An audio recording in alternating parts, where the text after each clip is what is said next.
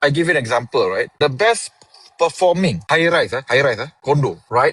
In Malaysia, in the last 5 tahun, right, is a 1.5 billion condo dekat Desa Park City, right? Lepas siap, guess what?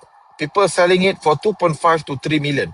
Satu biji kau beli 1.5 million, orang jual 2.5 all the way to 3 juta. And banyak orang nak beli, right? And you have a lot of people who buy low cost apartments dan apa semua tu, cuba nak jual balik pada harga yang dia beli, hari ni tak boleh nak jual. So, bottom line is that is the quality of what you buy tu. Mahal doesn't mean is mahal. Mahal sebab kau rasa mahal je. Tapi untuk orang lain tengah beli kawasan tu rasa macam murah, right? So you know, of course, in hindsight, everything is apa tu.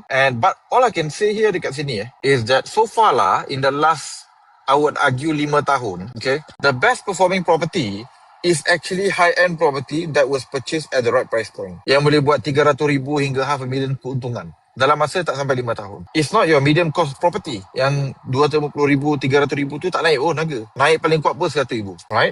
So again, I'm not saying medium cost property ataupun cheaper property tu is not good. I'm just saying that your question should be, how much discount, how much below market value are you buying for that property? And is the demand for that property 3 to 5 years from now tu will be okay je ke, good, great ataupun terrible?